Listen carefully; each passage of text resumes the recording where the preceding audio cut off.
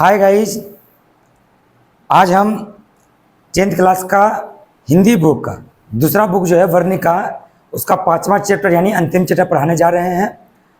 जो भी मेरे चैनल शारदा ऑनलाइन क्लासेस बीरूपुर देख रहे हैं, हम जानते हैं कि 4 चैप्टर पढ़ा चुके हैं, वो चारों वीडियो डल जाएगा।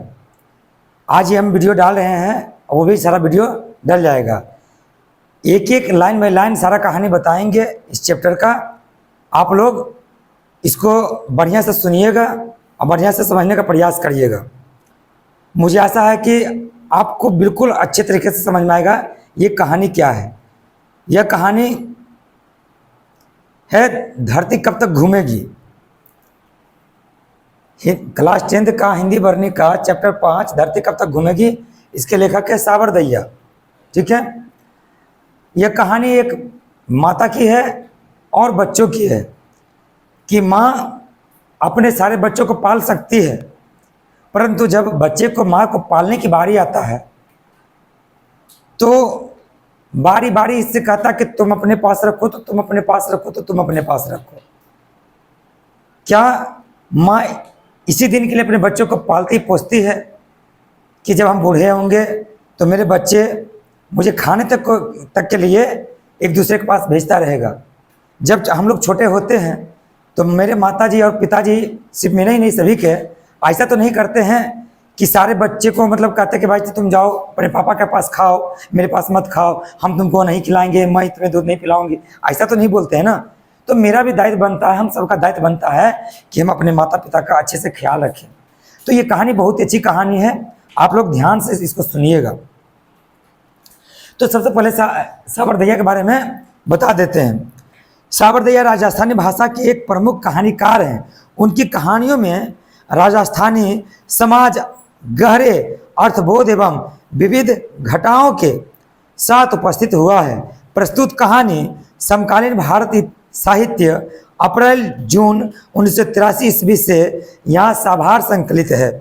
इस कहानी का राजस्थानी से हिंदी में अनुवाद कहानीकार ने स्वयं किया है, यानी सावर दहिया। ये कहानी जो है राजस्थान का है, लेकिन हम जानते हैं कि राजस्थान का जो भाषा है थोड़ा सा हिंदी से थोड़ा सा अलग है, इसलिए इसको हिंदी रूपांतरण देने का प्रयास किया गया है।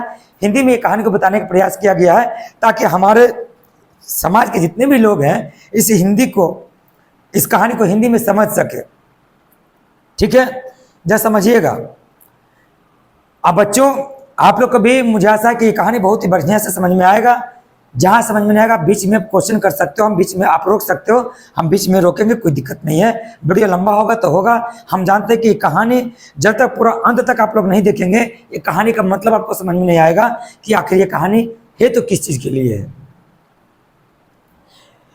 यह महीना समाप्त होने में 2-4 दिन और बाकी है। सीता ने सोचा और निश्वास छोड़ी। मतलब सीता को जो भी बेटे हैं, किसी बेटे के पास वो खाना खा रही होती है, उनके यहाँ रह रही होती है, वो जानते हैं कि महीना लगने वाला है, 2-4 दिन बचा हुआ है, इसलिए एकदम मतलब मन में मतलब सोची कि अब मुझे दूसरे के घर जाना, मतलब दूसरे बेटे के यहाँ जाना है, इसलिए एक श्वास निश्वास मतलब छोड़ी। वो कुछ याद आते ही उसका मन भर आया, मतलब मन भारी भारी हो गया। भर आई आंखें पोंछकर उसने आकाश की ओर देखा, मतलब आंखों में आंसू आ गए। कुछ ऐसी बातें होती है जिसे याद करके या तो खुशी मिलता हो या तो दुख मिलता हो। तो यह ऐसी बातें हैं जो वह सुनती है या मतलब याद करती है तो उसे बहुत दुख होता है, पीड़ा होता है, इसलिए उनकी आंखों में आंसू आ जाता है। फिर जमीन खुरचने लगती है। उसे महसूस हुआ कि पृथ्वी और आकाश के बीच घुटन भरी हुई है। मतलब ये जो पृथ्वी है और ये जो आकाश है, पृथ्वी और आकाश के बीच में क्या भरी हुई है? घुटन भरी हुई। सोच कर देखिए, एक बूढ़ी माँ को ऐसा महसूस हुआ कि जीवन में बड़ा घुटन महसूस होता है। क्यों ऐसा सोच रही है, जो समझिएगा। ठीक वैसे ही घुटन जैसे उसके हृदय में भरी है। सब कुछ है और कुछ भी नहीं। भरा पूरा घर है, बेटे बहुएं हैं, पोते पोतियां हैं, दोहित दोहितियां हैं। मिलने के दोनों वक्त रोटी भी मिलती है, लेकिन फिर भी पता नहीं सब कुछ क्यों अजीब अजीब सा लगता है। भाई कहा जाता है प्यार से अगर निवाला भी मिल जाए तो जानवर भी प्यार से आता है खाने के लिए, ठीक है। परंतु इनको बारी बारी से जो खाना पड़ता है, एक घुटन से सब कुछ है, पोते हैं, पोतियां हैं, बहू है, बेटे, सब कुछ है, बड़ा पूरा परिवार है, परंतु फिर भी इनके हृदय में कुछ खाली खाली सा लगता है। वो खाली क्या है? एक भावना, एक प्यार जो वो चाहती है अपने बहू से, अपने बेटे से, परंतु उसे नसीब नहीं है। लगता है कि कहीं कुछ कमी है, पकड़ में चाहे ना भी आए, दोनों वक्त खाना और निश्चित होकर सोना ही तो सब कुछ नहीं होता। रोटी के अलावा भी आदमी को कुछ आवश्यकता हुआ करती है, अलावा वाली इच्छाएं ही तो दुख भुगतने की बाध्य करती है। सीता अपना काला ओढ़ना देखकर रुआसी हो गई। वे जीवित थे तब तक तो सब कुछ ठीक था, घर घर की ही प्रतीत होता था। आंगन में खेलते झगड़ते बच्चों की चिलपाओं कितनी सुखद प्रतीत हुआ करती थी। उस चिलपाओं में संगीत का सा आनंद आता था। कहा जाता है कि जब वे जीवित थे, मतलब उनके पति जब जीवित थे तो घर पूरा परिवार अच्छा लगता था। जब उसके बेटे छोटे छोटे रहे होंगे तो जब मतलब आपस में लड़ते झगड़ते ची पाँव करते थे तो उनको आनंद आता था, लगता कि वो सब गाना गा रहे हैं। एकदम एक जो आनंद भरी जो म्यूजिक होता है, एकदम सुख देने वाला गीत, ऐसा आनंद को महसूस हो रहा है। अपने बच्चों की किलकारियाँ, अपने बच्चों की वो सब जो खेल झपट में वो जो कर रहे हैं।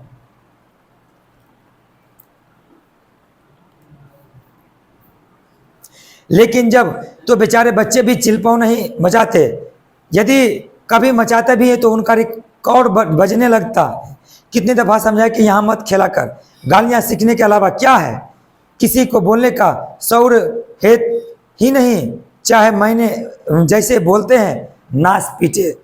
मतलब अब बच्चे पहले की तरह नहीं खेलते हैं, अगर कुछ खेल भी दे तो आज की जो माँ हैं उसको डांट करके भगाते कि चल जाओ अपना घर, क्योंकि गाली सीखे, दूसरे के साथ में रहेगा तो गाली गलौज सीखेगा।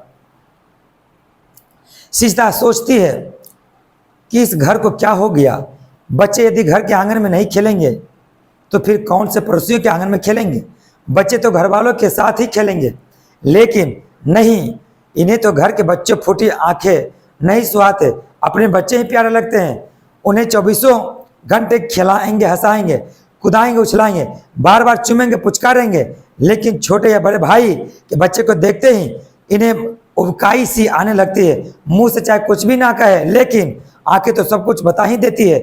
खीर पूरी खाते समय यदि नाले से उठकर कोई कुत्ता थाली के पास आ जाए, उस समय जो क्रोध और घृणा और पता नहीं क्या क्या जो भी आया करती है ना, बस यही सब कुछ इसके चेहरे पर अंकित रहता है।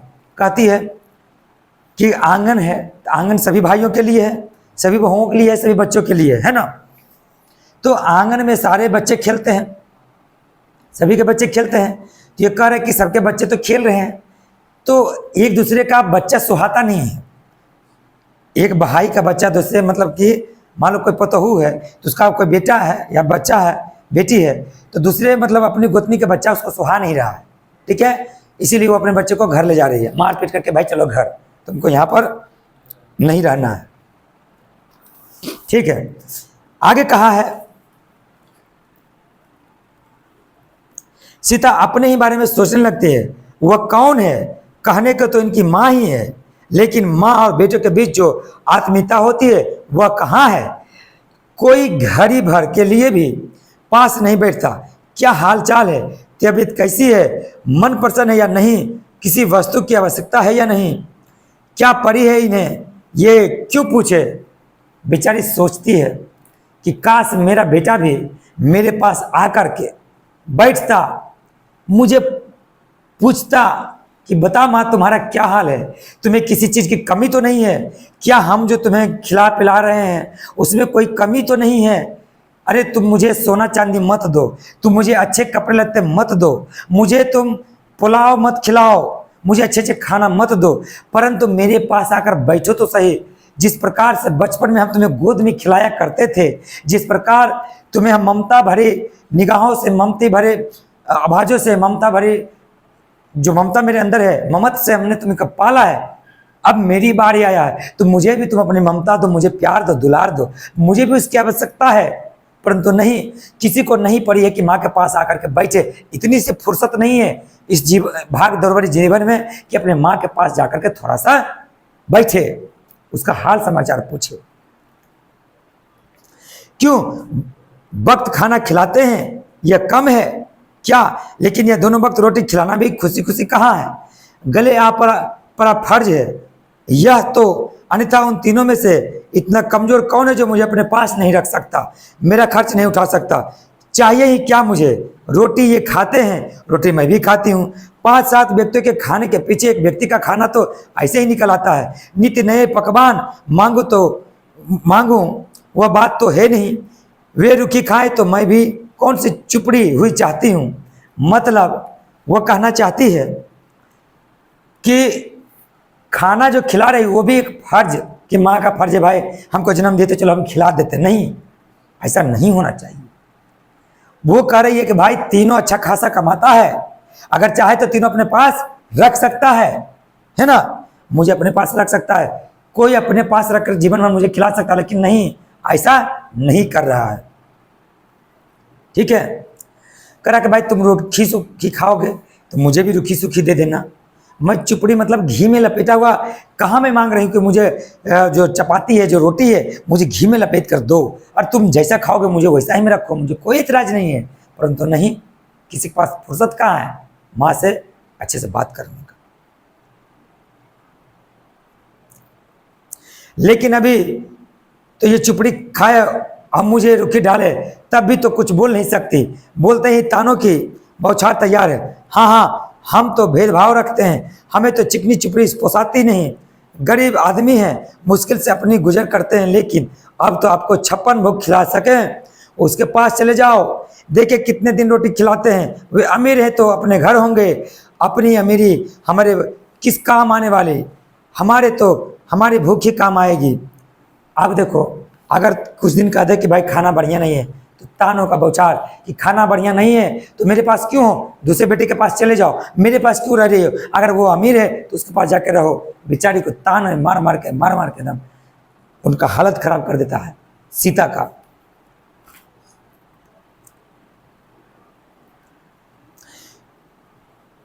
सीता याद करती है कि वह दिन कितना बुरा था जब बड़े लड़के कैलाश, बड़े लड़का का नाम क्या था?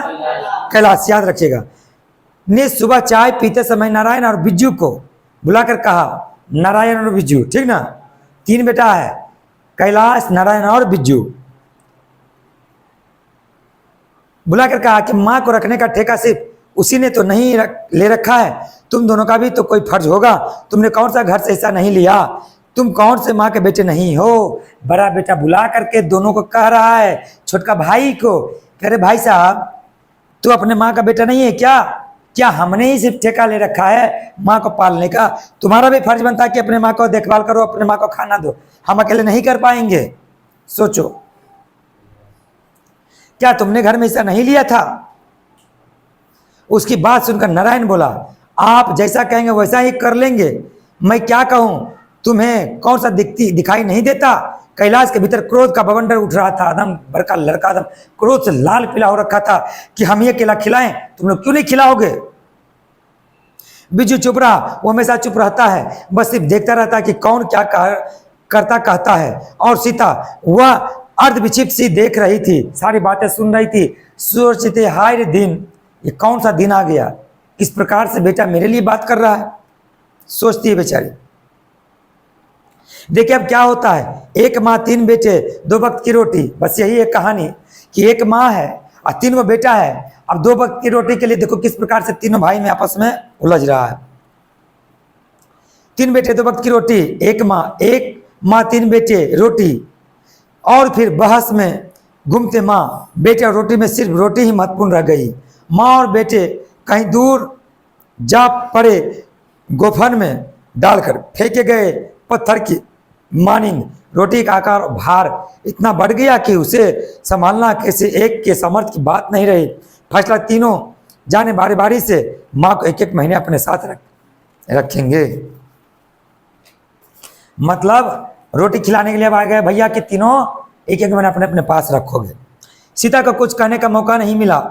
मतलब तीनों आपस में झंझट, बस रोटी रोटी रोटी, माँ को खिलाना है, माँ को खिलाना है, बस फर्ज निभाना है। ये कोई नहीं पूछ रहा कि माँ क्या चाहती है। माँ का भी तो भाई पूछना चाहिए माँ से भी कि वो चाहती क्या है। तीनों में से किसी ने यह नहीं पूछा कि यह फैसला उसे मंजूर है या नहीं, उसकी अपनी इच्छा क्या है। उसने निश्वास छोड़ा। खैर कोई बात नहीं, यदि आज वे होते और तमाशा देखते तो क्या कहते। अच्छा है कि वह नहीं है। कौन? उनके पति मर गए, अच्छा है। नहीं तो आज वह दिन उनको देखते तो उनको बड़ा बुरा लगता कि तीनों बेटा मुझे खिलाने के लिए आपस में ही लड़ाई कर रहा है। उनसे यह सब कुछ सहन हो पाता नहीं। वे तो लाल पीले होकर गालियां निकालते, थप्पड़ या लात मारते। क्या समझ रखा मुझे? मैं तुम्हारी इन 2 रोटियों के भरोसे बैठा हूं क्या? अभी तो इतनी सामर्थ्य है कि तुम जैसे 20 भिखारियों को रोटी डाल सकता हूं। एक लंबा निश्वास, लेकिन उनके होते हुए कभी ऐसी बात उठी नहीं। उन्हें क्या खबर थी कि ये लोग 2 वक्त की रोटी के लिए ऐसा करेंगे। कर क्या अगर वे होते तो बच्चा को मारते, लात मारते, थप्पड़ मारते, बोलते कि मैं तुम्हारे रोटी का मोहताज नहीं हूं, मेरे पास इतना सामर्थ्य है कि मैं अपनी रोटी खुद कमा के खा सकता हूं। अरे जब तुम्हें तीनों को मैं पाल सकता हूं तो अपनी रोटी भी मैं कमा के खा सकता हूं। सीता को अच्छी तरह याद है कि वे फागुन के दिन थे। 3-4 दिनों बाद होली थी। यही तय हुआ कि होली के बाद माँ बारी बारी से सभी के घर साथ रहेगी। नाहर सिंह दिन वाले खाना खाते उसे लगा कि लापसी बिल्कुल फीकी है और निगलते समय लगातार कि कौर गले में अटक रहा है। होली वाले दिन भी वह अनमनी और उदास थी।